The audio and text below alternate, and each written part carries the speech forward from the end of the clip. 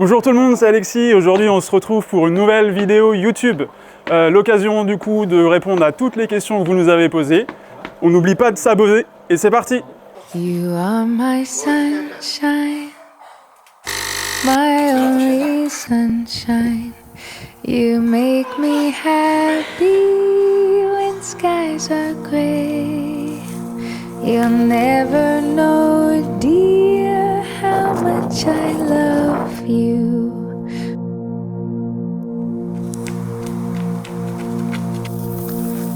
Please don't take my sunshine away.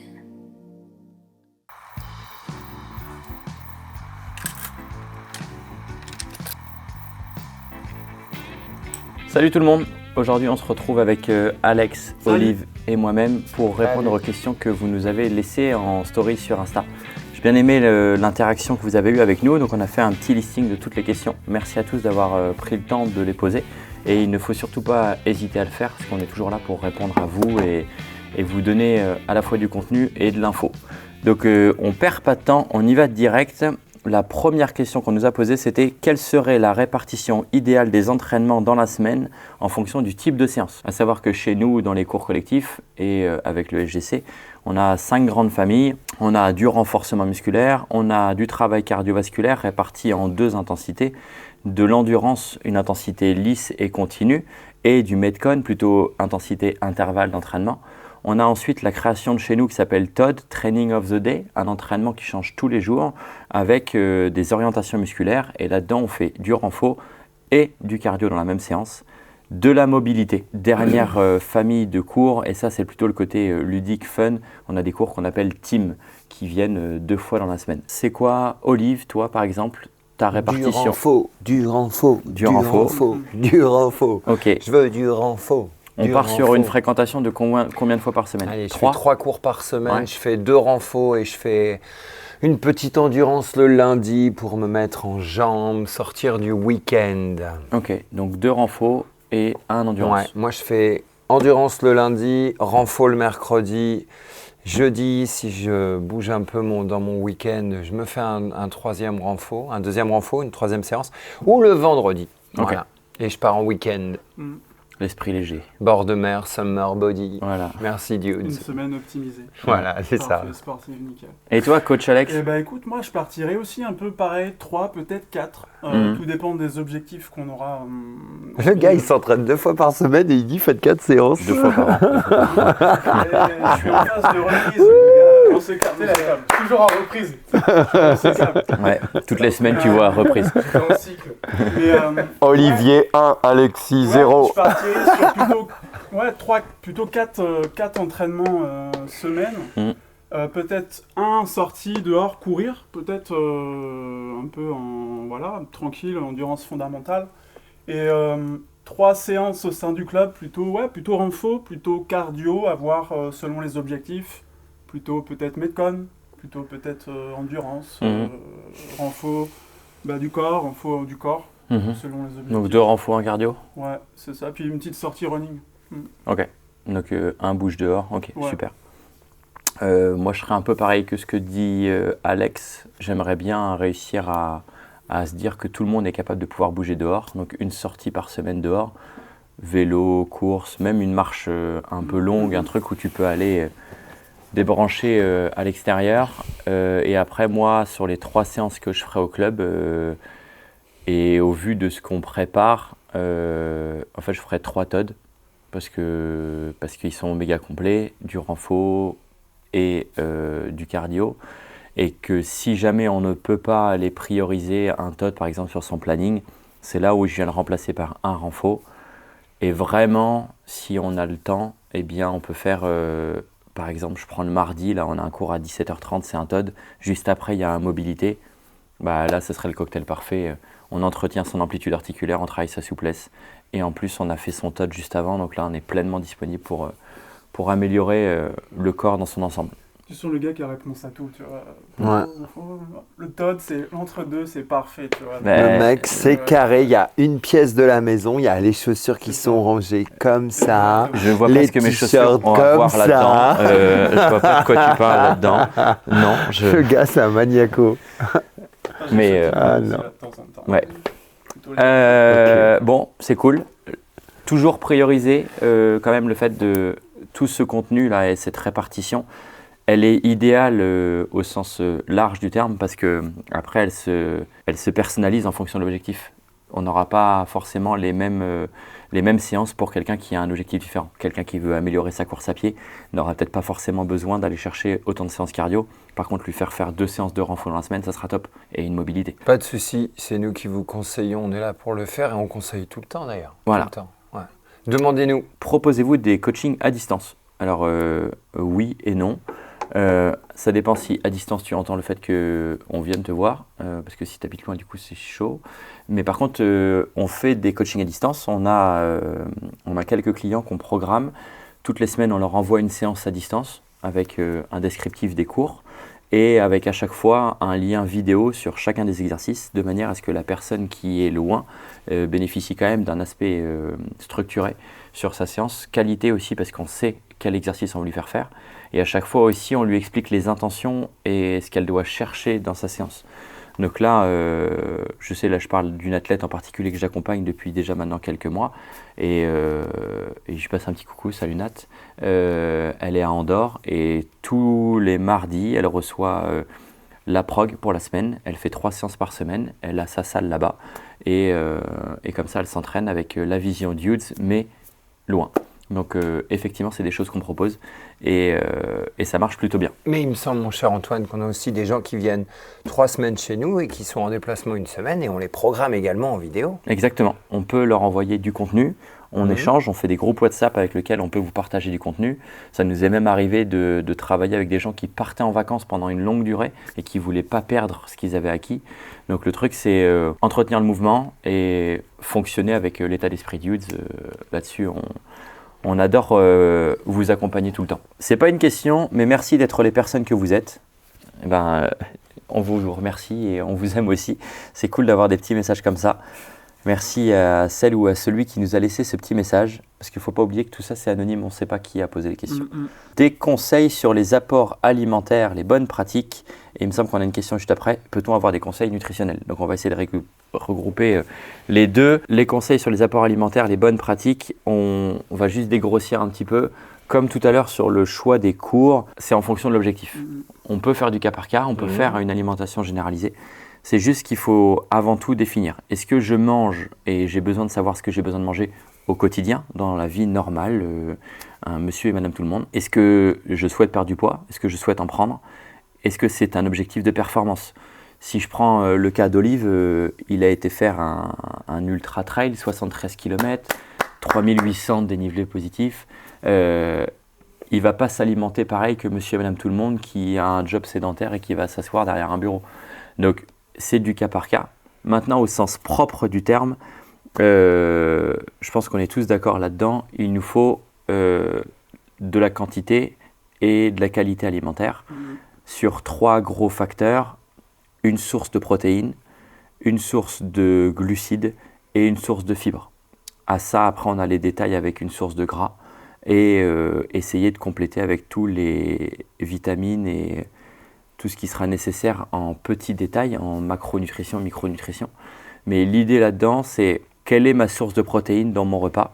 Et alors là, comme ça, pas d'ennemis s'il vous plaît, même les véganes sont écoutés, mais de la viande, du tofu, du soja, des choses qui vous permettent de respecter vos convictions personnelles, du poisson aussi.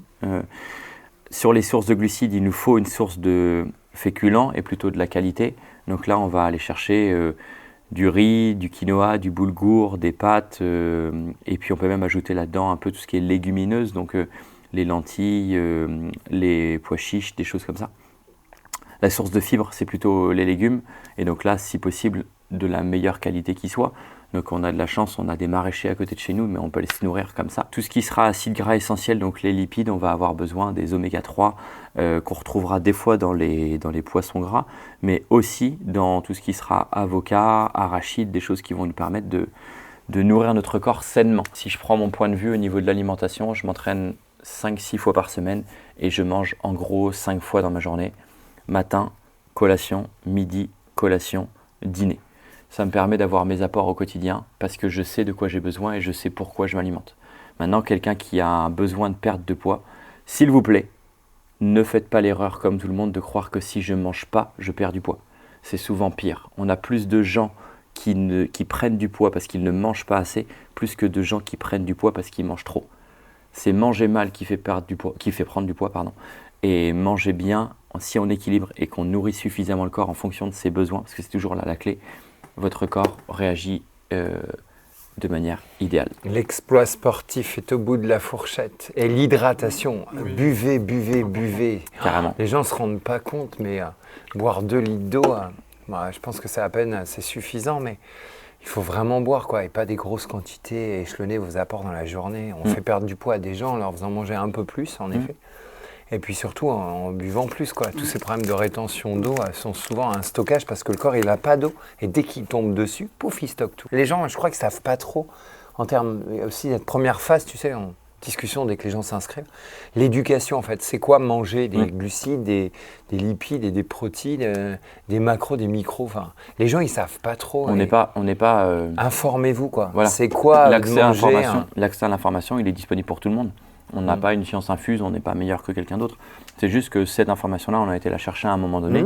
On a la chance d'avoir Mathilde en plus chez nous au club. Mathilde Foguet. Mathilde Foguet Non, Mathilde Julienne, elle est mariée. Ah oui, pardon. Pardon Mathilde. Oups. Excuse-nous Thomas. Excuse-toi. Mais le truc c'est... Il n'est pas au courant. Si. Il est au courant qu'il est marié. Mais s'informer, l'accès à l'information, elle est accessible pour tout le monde. Et posez-vous les bonnes questions. Si le système français ne nous permet pas d'être cultivés sur le sujet, ouvrez un livre, apprenez des choses, lisez et testez des choses. On est tous passés par là et grâce à ça, ça nous aide. Moi, j'aime dire, tu vois, aux gens, mangerbouger.fr. Vous avez déjà ouvert cette page et en fait, je trouve qu'il y a plein de petits trucs qui servent. C'est quoi une protéine? C'est quoi je reviens sur les mêmes choses, quoi. Mais les gens ne sont pas éduqués, quoi. Ils mangent, tu vois, des pâtes avec du pain. Les gens, en fait, vous mangez la même chose, quoi. Ouais. Prenez le temps aussi. Prenez le temps, quoi. Petit conseil, à chaque fois que tu manges, tu poses ta fourchette avant de reprendre ta prochaine bouchée. Et notre Mathilde dit 25 fois, il faut manger 25 fois. Alors, commence à compter. Au départ, c'est intéressant, hein, mais après, c'est chiant. Mais, c'est ça.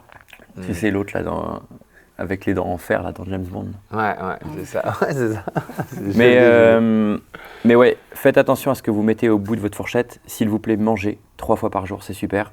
Me dis pas que t'aimes pas le petit-déj. Si t'aimes pas le petit-déj, c'est que tu t'es pas levé assez tôt pour le faire. Antoine, j'ai pas le temps de manger, c'est long de préparer des carottes râpées, c'est long de couper un concombre, c'est plus long de déballer une pizza toute faite et de la mettre dans le frigo, dans le four. Il y a des machines qui le font pour toi. Donc,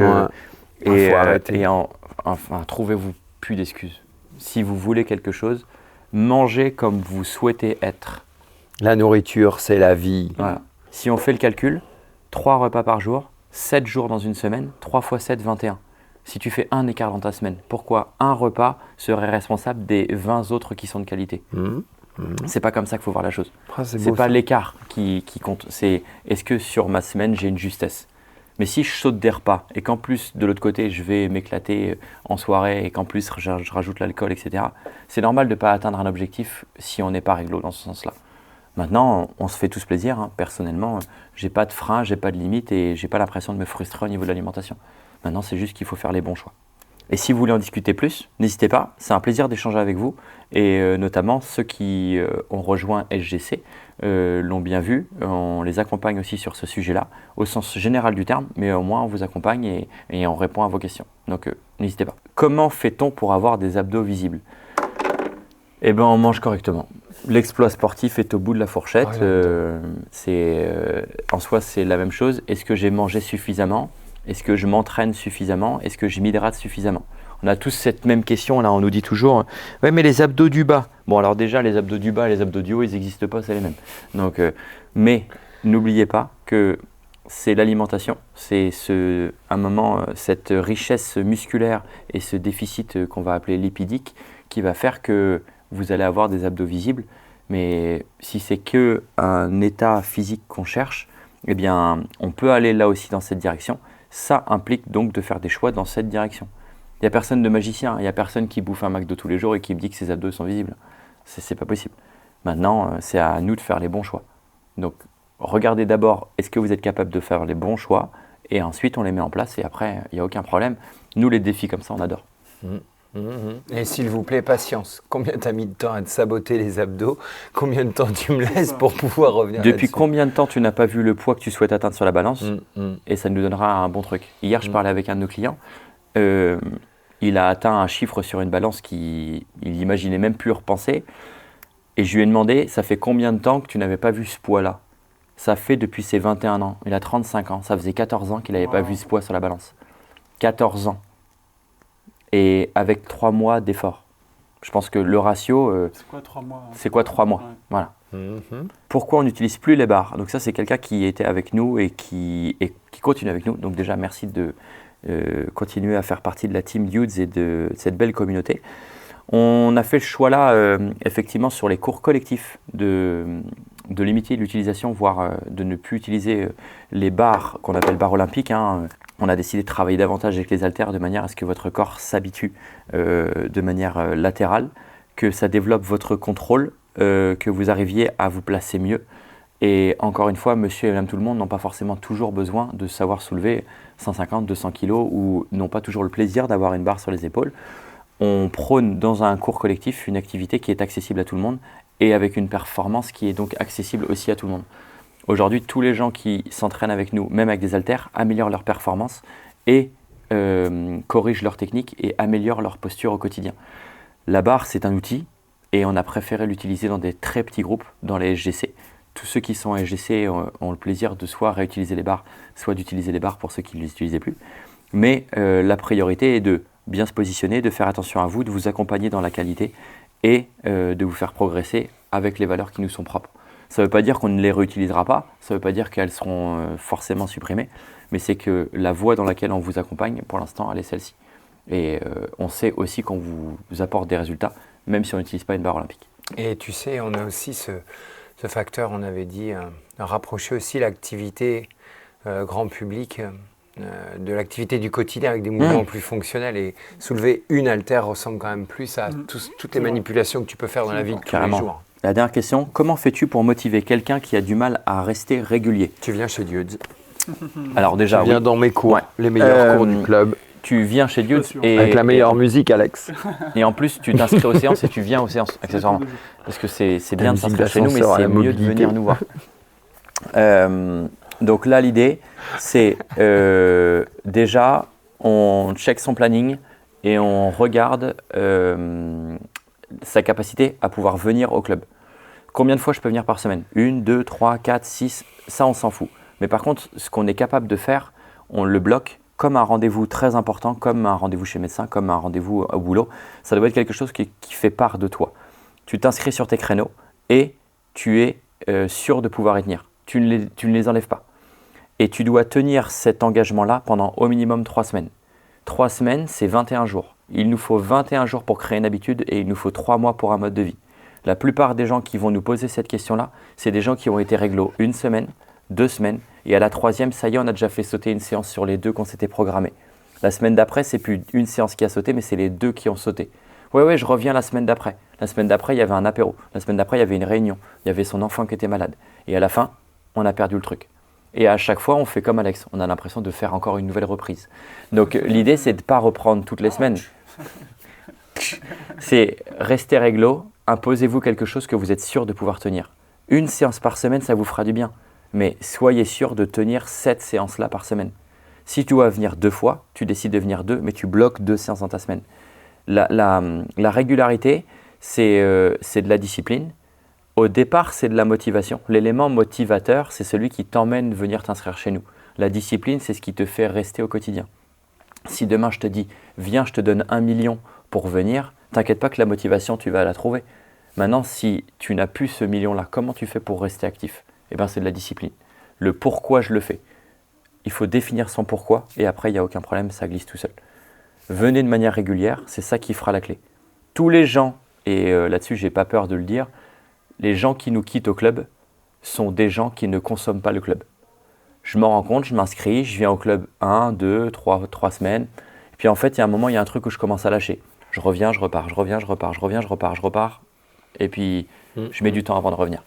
Ça, c'est le principe même de la personne qui, à un moment, va nous quitter. On vous appelle, hein. Dès que ça fait 3 semaines que vous ne venez pas chez nous, un petit message. On vous écrit, on vous appelle, on essaie de savoir pourquoi vous ne venez pas.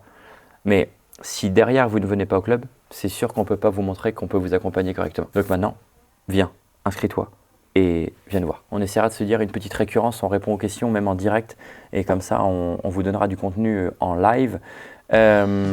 C'était la vidéo de juin. Merci à tous pour votre fidélité.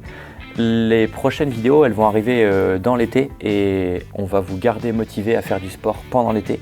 Pendant vos vacances, on va vous donner Et on va vous aider à faire du sport avec des petites séances à faire à la maison. Du contenu. Et abonne-toi, like, partage et suis nos activités. Merci Antoine. Et de rien Olive. Merci Alex. Merci Juju behind the camera.